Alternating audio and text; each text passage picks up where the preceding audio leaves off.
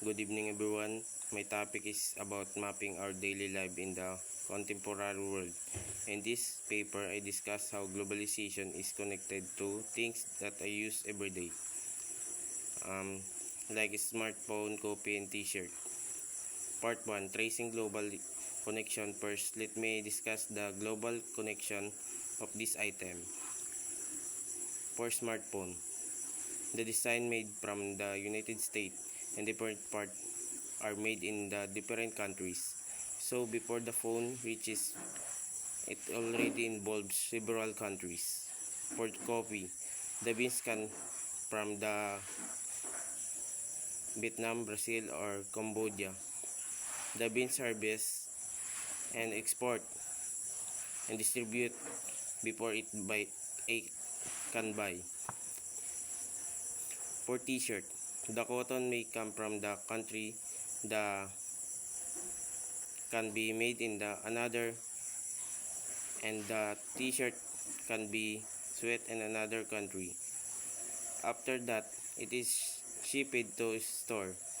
So this part show that even simple things that I use every day have connection to different countries. Part 2, the local global impact. How global effect may community. One example in technology, social media, online classes, delivery apps, and other digital service have changed the way people communicate, study, work, and shop. Even though these technologies may come from the companies in other countries, they have an effect on my local community. This show the global change can also affect our everyday lives.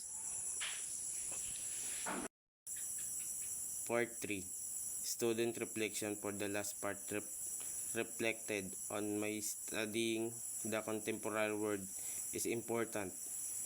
I realized the issues like climate change, pandemic, and economic problems, technology, and